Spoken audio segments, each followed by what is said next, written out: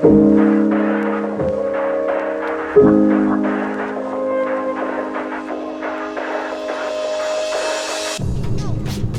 day! Welcome to Music Motors and welcome to the 2019 Volkswagen Tiguan, VW Tiguan. A very, very good selling car, accounts for a good portion of sales in the Volkswagen brand themselves.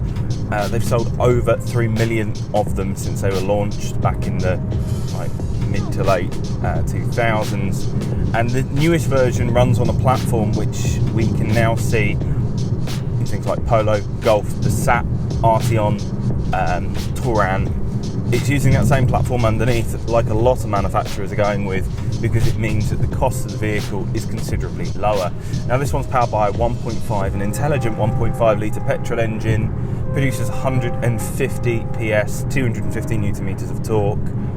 This is a two-wheel drive and this is a match, so it's a good middle of the road.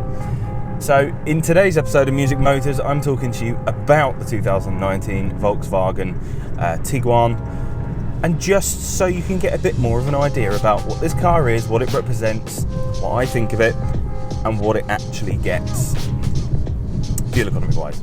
Town economy, quite important in a car like this, so it's time to find out what you can get as a combined town-ish run, mainly back roads, a lot of town between two towns, almost call it a commuter run. Let's see how we do.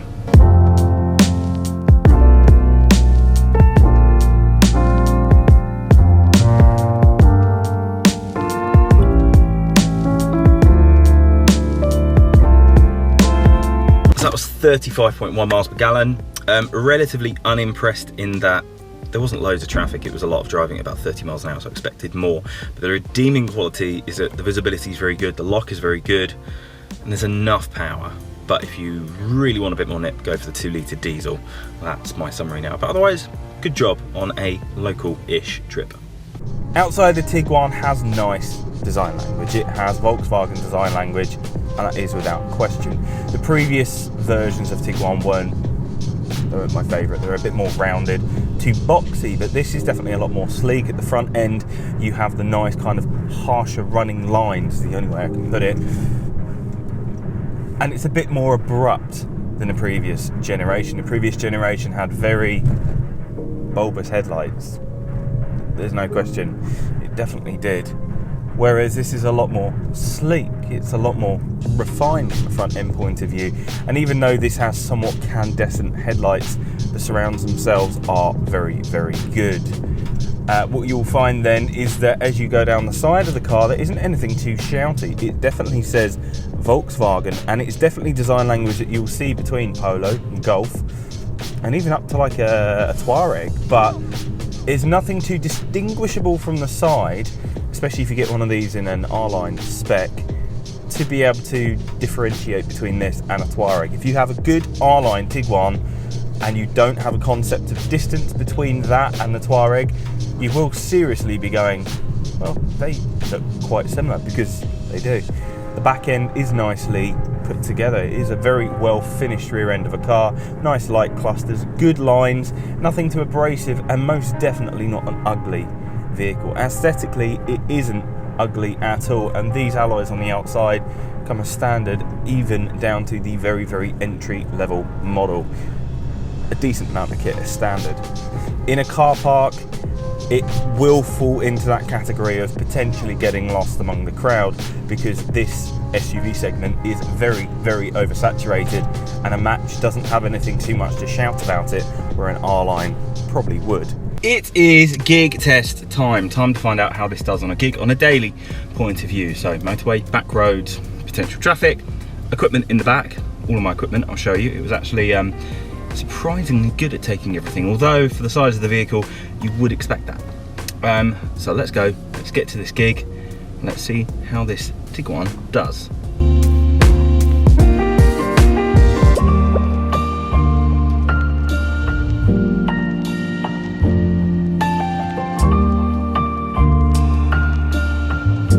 Okay, so far 38.4 to the gallon.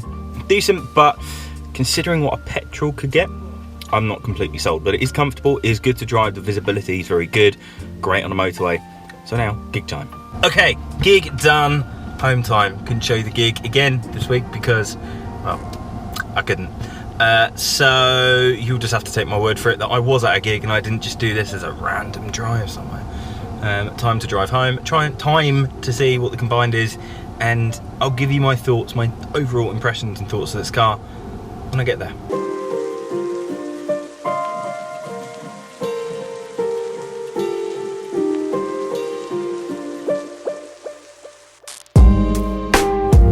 The end result was a fairly impressive 38 miles to the gallon. Reasonable, but I would expect more, and from a diesel you most certainly would get it.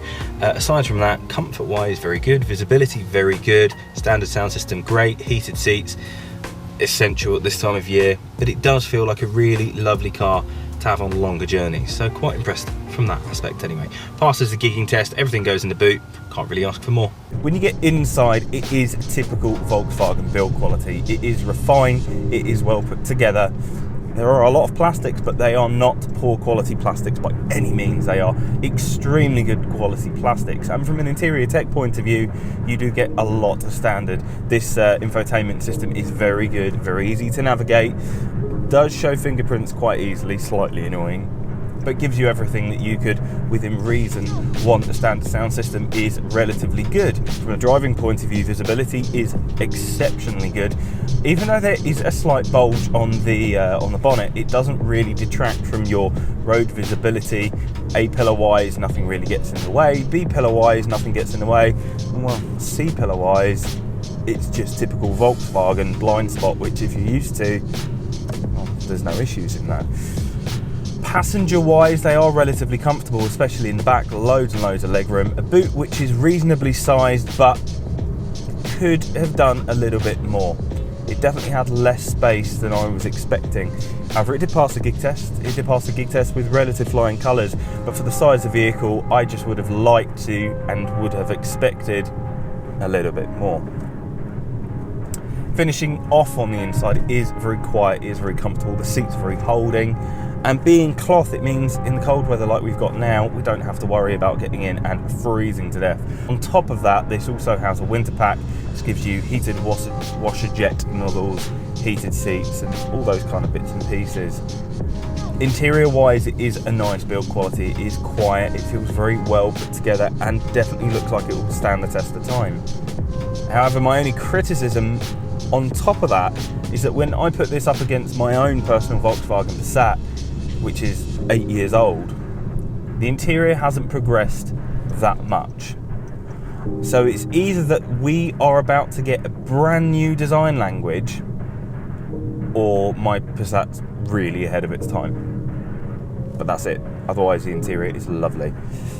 As I mentioned, this is powered by a 1.5 litre petrol engine, which produces 150 PS, 250 newton meters of torque, means it sees 62 miles an hour in 9.2 seconds and has a top speed of 127 miles an hour. Not bad.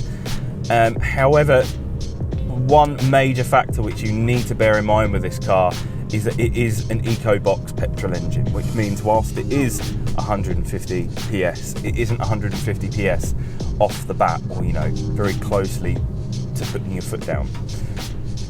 So as a result of this, when you do put your foot down, there is some significant lag.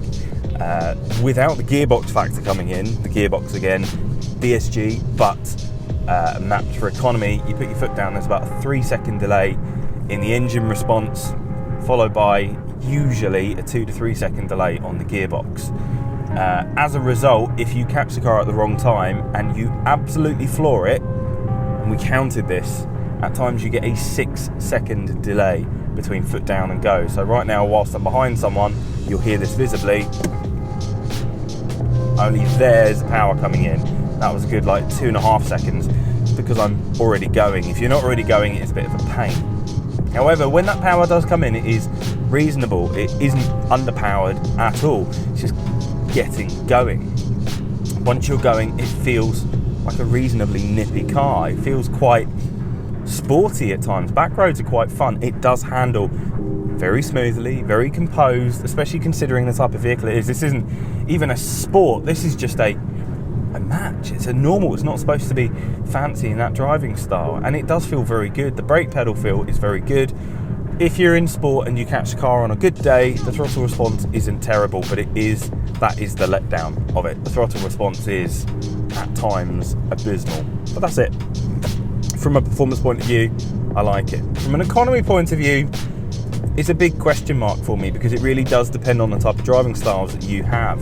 Right now, I've been easy on this car, and in a diesel on this run, I'd be seeing over 50 miles per gallon now, and it's seeing 30.7. It is raising, but 30.7 at this point.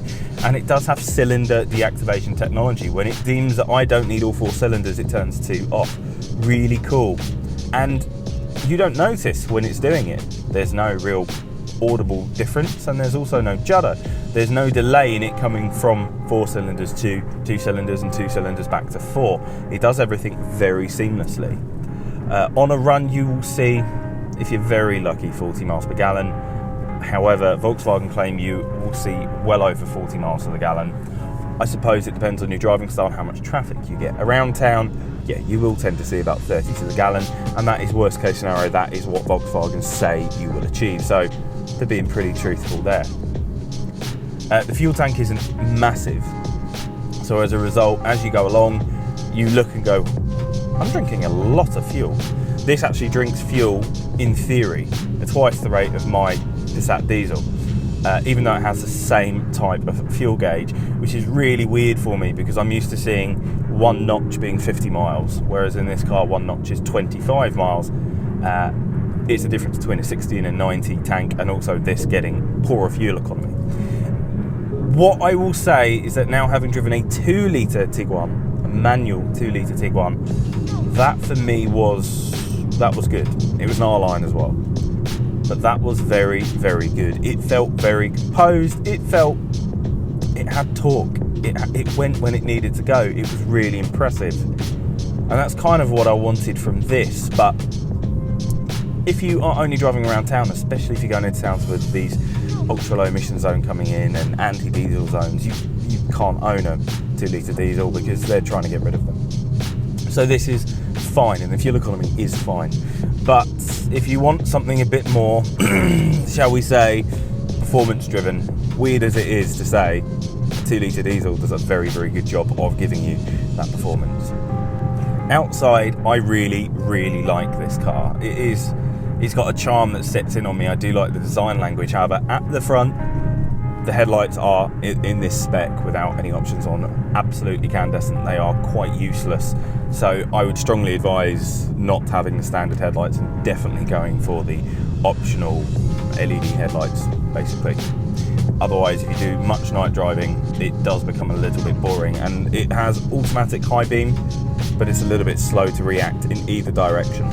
So sometimes you're high beaming people without even knowing you're doing it. From an inside point of view, it does feel like very, very good build quality, and I do like how it is put together. It's quiet, it's comfortable, it's warm, and the rear seats have little flip-up tables if you've got kids in the back. Perfect. It is really designed for family lifestyle, and it shows itself time and time again to be perfect for that. Luggage capability is pretty good, with a good amount of not having to reach up too much, basically. It's not a massively high lip angle to get in. And performance-wise, it's reasonable. As a 1.5 litre petrol, it is reasonable, but for me personally, I'll be looking at a bigger engine, because it will get better fuel economy, and in theory has a lot more torque and a decent power response. This DSG box is fine. It's just when you put your foot down, it doesn't have as much get up and go as you expect a DSG box to have. And then the final thing to think about is that the Tiguan can kind of go anywhere. When I've done all the B-roll shots for this car, I took it down a green lane. This is a 2-wheel drive, and I wouldn't traditionally be able to take a 2-wheel drive down a green lane, but this just did it. The approach angles, the amount of clearance, the size of the tyres with the amount of meat on them means that you really, really don't struggle to go most places. And that really does make this a practical family car, because even if you're going into a muddy football field, it won't struggle. If you're taking it on the motorway, it won't struggle. If you're going around town, it's got a good lock and good visibility. It really does a very, very good job at doing the everyday, which is very impressive. Prices for this exact car are about £31,000 on the road, good middle of the range. If you go for an R line, you go for a 2 litre diesel, you go for a ton of options, you can be looking up towards £40,000. But I think it's a very well spent £40,000 at that point.